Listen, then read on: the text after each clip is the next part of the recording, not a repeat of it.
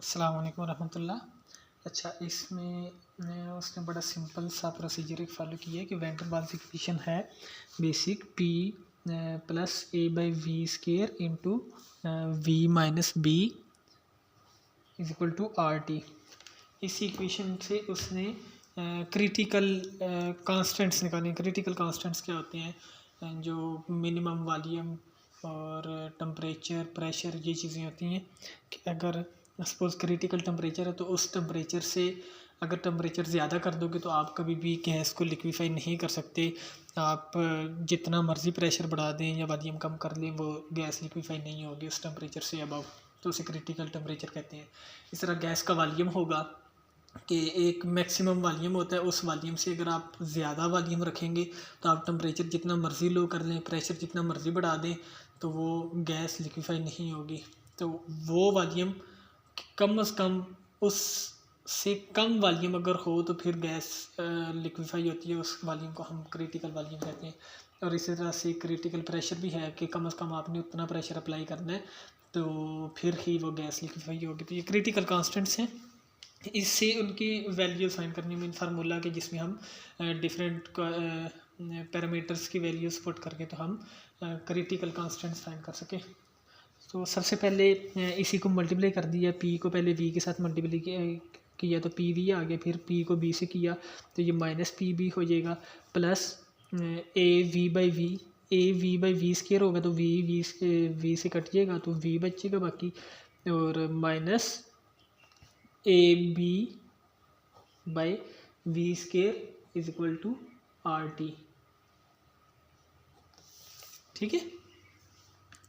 और उसके बाद इसी इक्वेशन को वी स्केयर के साथ मल्टीप्लाई कर दिए पूरी इक्वेशन को, तो वी स्केयर के साथ मल्टीप्लाई करेंगे तो ये पी वी क्यूब बन जाएगा, minus P B V square बन जाएगा, प्लस वी स्केयर होगा तो स्केयर वी के साथ कट जाएगा तो ए वी बचेगा, माइनस वी स्केयर से कट जाएगा तो minus A B equal to R T, और वी स्केयर बचेगा।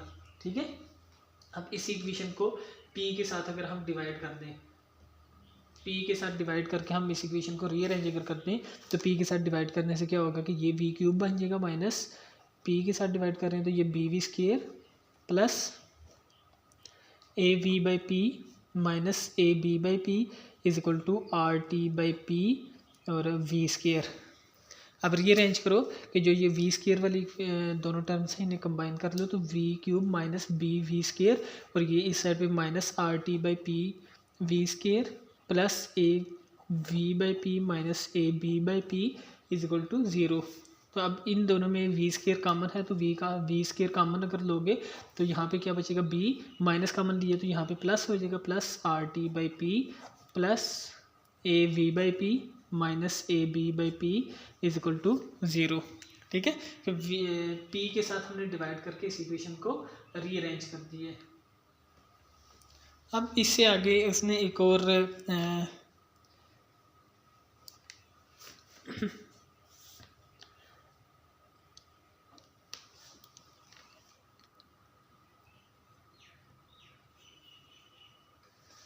चीज़ एज्यूम की है कि जो हमारे पास ये वॉल्यूम है, ये सपोज हमारे पास क्रिटिकल वॉल्यूम है, और अगर क्रिटिकल वॉल्यूम को हम x के इक्वल रखें, मीन ये क्रिटिकल वॉल्यूम है v और इसी को अगर हम x के इक्वल रखें v is equal to X, तो यहाँ से क्या आएगा v minus X is equal to zero. तो अगर v क्यूब की जगह हम लिखें ऐसे v माइनस एक्स का क्यूब तो ये किसके इक्वल होगा, ज़ीरो के इक्वल होगा। अब ये a minus B whole cube का ये फार्मूला है, तो अगर इसे ओपन करेंगे तो हमारे पास क्या आएगा, v cube minus three X V square plus V three X square minus X cube is equal to zero. ये फार्मूला आप देखना कि इसमें क्या होगा कि ए माइनस बी होल का cube is equal to A cube minus three A B square minus three A B square plus three B square B A square कुछ इस तरह का होगा माइनस बी क्यूब। ये फार्मूला देख लेना सही से, ये ठीक नहीं है। तो ये फार्मूला ओपन किया तो ये हमारे पास ये वाली चीज़ आ गई। अब यहीं से हम x की वैल्यू फाइंड कर सकते हैं। ठीक है। कैसे कि अगर हम वी स्केयर लें, इसके साथ कंपैरिजन करो कि जो वी स्केयर वाली वैल्यूज़ हैं यहाँ पे वी स्केयर और यहाँ पे ये वी स्केयर वाली वैल्यूज़ हैं, इन्हें अगर हम इक्वलाइज करें तो वी स्केयर से कटिएगा माइनस माइनस से, तो बाकी B plus R T over P, B plus R T over P is equal to यहाँ पे क्या है इसके इक्वल 3x। ठीक है, तो यहाँ से हम x की वैल्यू फाइंड कर सकते हैं।